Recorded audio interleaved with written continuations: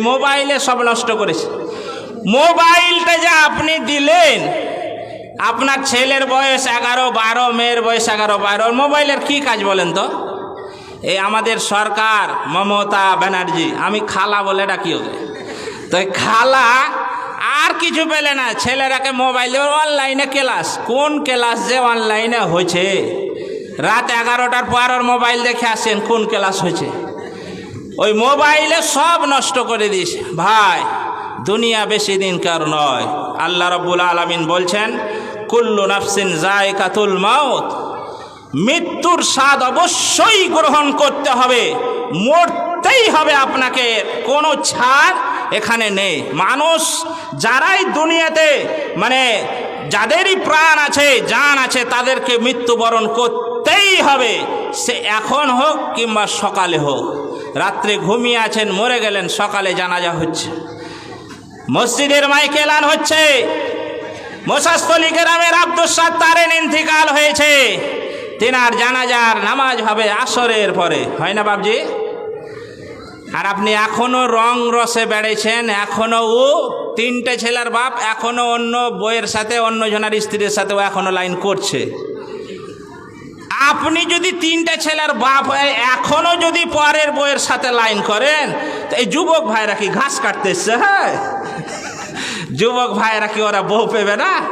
আপনি 2টা-3টা লাইন করছেন, আপনি মনে করছেন যে কেউ বুঝতে পারে না আমি তো আল্লাহর ওলি। কেউ বুঝতে পারে না, আল্লাহ দেখতে পায় না আপনাকে? দুনিয়ার কোনো মানুষ যদি না দেখতে পায়, আল্লাহ আপনাকে দেখতে পাচ্ছে। তাহলে আল্লাহ চোখে আপনি ফাঁকি দিতে পারবেন না। আপনাকে অনুরোধ করছি শেষবারের মতো, বাপজি জীবনে যাই করেছেন, পাপ তো আপনার দ্বারাই হবে, মানুষের দ্বারাই পাপ হবে, এতে কোনো সন্দেহ নাই। কিন্তু ঘুরে আসতে হবে, আল্লাহর দিকে তওবা করতে হবে। আল্লাহ রাব্বুল আলামিন বলছেন, আকিমুস সালাতা ওয়া আতুজ যাকাত, তোমরা সালাত কায়েম করো, নামাজ পড়ো তোমরা। কিন্তু দুঃখের বিষয়, আজ 98% লোক নামাজ পড়ে না। মসজিদগুলো ফাঁকা পড়ে আছে, মসজিদের উন্নতি হচ্ছে। মসজিদ আগে টালির ছিল, চালের ছিল, এখন 2তলা 3তলা হয়েছে। মসজিদে আগে কোনো রকমের টাইলস ছিল না, এখন টাইলস লাগানো হয়েছে। মসজিদে মাইক ভালো ছিল না, এখন মাইক ভালো লাগা হয়েছে। মসজিদে ভালো মেম্বার ছিল না, মেম্বার কিনা হয়েছে। কিন্তু দুঃখের বিষয়, নামাজি কিন্তু বাড়ছে না। মসজিদের উন্নতি হচ্ছে, নামাজির উন্নতি হচ্ছে না। বাপজি যদি মরে যান, তাহলে আল্লাহর কসম করে বলছি, কোন মানুষের জীবনে যদি নামাজ 5 ওয়াক্তের নামাজের আমল না থাকে, আল্লাহর কসম করে বলছি, আপনার সব আমল বেকার। সব আপনার এই মোসাস্তলি, এই ভাই স্কুলের মাঠে আপনার ময়রা পড়ে আছে, একটা আল্লাহর কাছে যায়নি, যদি নামাজের নকি নেকি আপনার আমল নামায় না থাকে। তাই শেষের সময় আপনাকে বলছি, অনুরোধ করে বলছি, যে কয়জন আছেন ভাই, নামাজটা আপনি অন্তত পড়েন, নামাজ পড়েন। কখন মৃত্যু চলে আসবে আমরা কেউ জানি না। অতএব নামাজটা আপনাকে শেষ অনুরোধ করছি, আমরা বলি ইনশাআল্লাহ নামাজ পড়ব। বলেন ইনশাআল্লাহ, আওয়াজ নেই, বলেন ইনশাআল্লাহ। ইনশাআল্লাহ বলতে কোনো অসুবিধা নেই, এই আওয়াজটি আপনার মুখ দিয়ে আসছে না। আর এখন যদি ভোটের কোনো এলান হতো, ইনকিলাব ইনকিলাব, বুক ফেটার কি রং কি হোলি হয় না? আর ইনশাআল্লাহ বলতে তোমার পাছাই লাগছে, বলেন ইনশাআল্লাহ। এখান থেকে শেষ। কেউ যদি মনে দুঃখ পান, আমি ক্ষমা চাইছি, আল্লাহর রাস্তায় আমাকে ক্ষমা করে দিয়েন। সভাপতি সাহেব চলে এসছে, হায়াত বাকি মোলাকাত বাকি, কোনোদিন যদি দেখা হয় আবার কিছু বলবো। আসসালামু আলাইকুম ওয়া রাহমাতুল্লাহ। হাইয়া আলাল ফালাহ, আসসালাতু খায়রুম মিনান নাওম।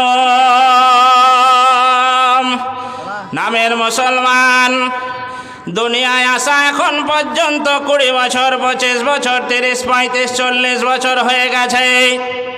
তারপরও এরকম অনেক মুসলমান পাওয়া যাবে যারা ফজরের এই বাক্যটা এখন পর্যন্ত তাদের কানে লাগেনি, আসসালাতু খায়রুম মিনান নাওম। এটা আজানের যে একটা শব্দ, অনেক মুসলমানকে আমি চ্যালেঞ্জ দিয়ে বলতে পারি, আপনি 10টা মুসলমান নিয়ে আসেন সামনে, 10টার মধ্যে 8টাই মুসলমান জানে না যে এটা আজানের অংশ।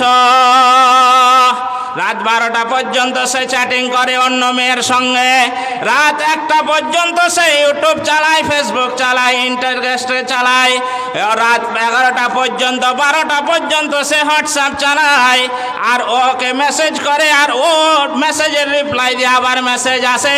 এই করতে করতে রাত 12টা 1টা পর্যন্ত বিছানায় যুবক সেই মেসেজ চালাচ্ছে, আর বাপ তাহাজ্জুদের নামাজ লাগাইছে। আল্লাহু আকবার। ও মনে করছে আমার বেটা কি সুন্দর ঘুমাচ্ছে। ও বাপজি আমার, আপনার বেটা ঘুমাবার মুরাদ নয়। আপনি দরজা খুলে দেখেন আপনার বেটা পোস্ট অফিস খুলেছে ঘরে। কথা ঠিক নয়? পোস্ট অফিসের কাজ কি জি? এখানকার চিঠি ওখানে দেওয়া। পোস্ট অফিস যুবক ভাই হাসছো? তুমি ধরা খেয়ে বসে আছো। তুমি মনে করছো মৌলবীরা কিছুই জানে না। আমরা কি আসমানে বাস করি জি? আমরা তো দুনিয়ায় বাস করি। সুবহানাল্লাহ। ও তাহাজ্জুদের নামাজ লাগাচ্ছে। আল্লাহু আকবার। কি লম্বা সূরা ধরেছে, ও সূরা বাকারা। আলহামদুলিল্লাহি রাব্বিল আলামিন। সূরা তো পড়তে জানে না বাপজি, ভুল ভাল করে, যাই হোক লম্বা ধরেছে। ও মনে করছে বাড়ির ছেলে মেয়ে সব ঘুমাচ্ছে। আর এক বেটাকে দিয়েছে সেই 6 ইঞ্চির মোবাইল, আর বেটিকে দিয়েছে 5.5 ইঞ্চির মোবাইল। দু ঘরে দুজনাকে মনে করছে ওর ঘুমাচ্ছে। ওর মেয়ে কার ছেলের সঙ্গে লাইন করছে ওর কাছে খবরই নেই। ও মনে করছে আমার মেয়ে ঘুমাচ্ছে। তোমার মেয়ে ঘুমায় না বাপজি। আপনাকে আমি গ্যারান্টি দিয়ে বলতে পারি, 100টা মেয়ের কাছে যদি টাচ মোবাইল থাকে, তাহলে 95টা মেয়ে দেখবেন অন্য কারো সঙ্গে লাইন করে বসে আছে। ভিডিও কল লাগিয়ে দিয়ে ল্যাপের তলে বসে আছে। এখন আর কথা বলা লাগে না, শুধু মেসেজ লিখে দিয়ে একবার ঠেলা দিলে চলে গেল এখান থেকে সেই ধুলিয়ানে জ্যাকিং করে উঠলো। ও বুঝে গেল আমার জান মেসেজ দিয়েছে। ও জান পাখি সুবহানাল্লাহ, পরাণ জুড়িয়ে গেল যুবকের পরাণ জুড়িয়ে গেল। আবার ও মেসেজ লিখছে আই লাভ ইউ টু।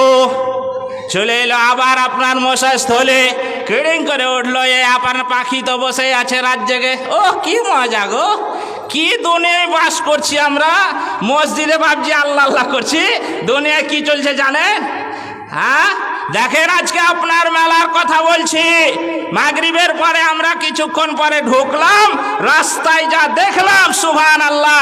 একটা মেয়ের যখন বিবাহ হয় তখন এত সাজে না, এত সাজ করবে বিয়েতে, মেলাতে এসে ঠোঁটে ঠোঁট পালিশ, ওহ, আর চোখে আইলানা, আর মাথায় শ্যাম্পু দিয়েছে আজকে জালসা। আর 3টা 4টা খালি সেই কি বলে এগুলা মাথায় দেয়, ক্লিপ। ওহ সুবহানাল্লাহ। আমার বোন আমার, তোমার জন্য ফেরেশতা আকাশমণির ডাল নিয়ে বসে আছে। তুমি মরতে দেরি, তোমার জন্য ওই কবরে আকাশমণির ডাল ফাটাতে দেরি করবে না। সময় আছে, শুধরে যাও, না হলে তুমি মরলে পস্তাবে যে মৌলভী সাহেবেরা ঠিক কথা বলেছিল, কিন্তু আমরা তাদের কথাকে শুনিনি। এখন যদি এখানে কোনো নায়িকাকে আনা হতো, তাহলে বলুন সত্যিকার এখানে জায়গা দেওয়া যেত? ওই মেলার বেটি ছেলে দুটো এখন এখানে নিয়ে না দাঁড়িয়ে দেন, তারা জালসা করবে না, শুধু এমনি কথা বলবেন, দেখবেন জায়গা দেওয়া যাবে না। বাবজি কথা ঠিক না বে ঠিক? তাহলে বলুন আমরা কোথায় চলে গেছি? আর আমরা মনে করছি যে মরলেই জান্নাত। বাবজি মরলে জান্নাত, জান গুইলা খাওয়াবে আপনাকে ফেরেশতারা। জান্নাত দেবে, জান্নাত। ও কি জান্নাত গো, মরা দেখেন জান্নাত কি আছে বুঝতে পারবেন। এদিকে বেটা বেটির কোনো খবরই নেই, নামাজ রোজা তো নেই। ওর বউ সকালবেলাতে মাছওয়ালার কাছে মাছের হাঁড়িতে বড় মাছ লাই না, সবজিওয়ালা ভ্যান নিয়ে ঠেলে চলে আসছে রাস্তায় দরজাতে। ওই সব সবজিওয়ালার কাছে সবজি কিনছে। এদিকে জান্নাত জাহান্নাম দেখা যাচ্ছে, পেট সব দেখা যায় না? কথা ঠিক না বে ঠিক বাবজি? সব ঠিক। যাক বাপজি সাক্ষী দিয়েছে, বাস্তব কথা আপনাকে বলছি। আর ওই বাড়ির মুসাল্লি, ওই বাড়িটার যে যার বউ সবজিওয়ালার কাছে সবজি কিনে, মাছওয়ালার কাছে মাছ কিনে, কোনো পর্দা থাকে না। ওই বাপজি এসে আবার মৌলভী সাহেব বলবেন, সাহেব ট্যাঙ্কিতে পানি নেই কেনে? বলে না ট্যাঙ্কিতে পানি নেই তো আপনি তুলে দেন। মৌলভী সাহেব বাথরুমটা অপরিষ্কার কেনে? আচ্ছা, ওকে কি আপনি এই মেথর রেখেছেন? হ্যাঁ, ওকে কি মেথর রাখা হয়েছে? ওর পিছনে নামাজ পড়ে ও জান্নাতের আশা করছে, তাই না? আর ওই লোকটাকে এসে বলছে বাথরুম কেনে অপরিষ্কার, উজুখানে কাশপোটা কেনে পড়ে আছে, মৌলভী সাহেব সাফ করবে জি? ও মেথর ওখানকার? বলেন, আপনি সত্যি করে বলেন বুকে হাত দিয়ে যে এমন সাহেবের উপরে যে আপনি জুলুম করছেন, আপনার বউটাকে আপনি লাইনে আনতে পারেনি, আপনার বউ সবজিওয়ালার কাছে সবজি এখনো কিনে, মাছওয়ালার কাছে এখনো বেপরদাভাবে মাছ কিনে, আর মৌলভী সাহেবকে এসে বলছে মৌলভী সাহেব শনিবার আসার কথা ছিল, আসেননি কেনে? মৌলভী সাহেব বলছে আমার বেটার শরীর খারাপ হয়ে গেছে। আপনার কি বেটার শরীর খারাপ হতেই থাকে খালি? এইরকম কথা শোনায় মশাল্লিরা। আর ওর বাড়ির কোনো খবরই নেই। ওর বেটা এক ঘরে পোস্ট অফিস খুলেছে, বেটি এক ঘরে পোস্ট অফিস খুলেছে, আর বউ তো মাছ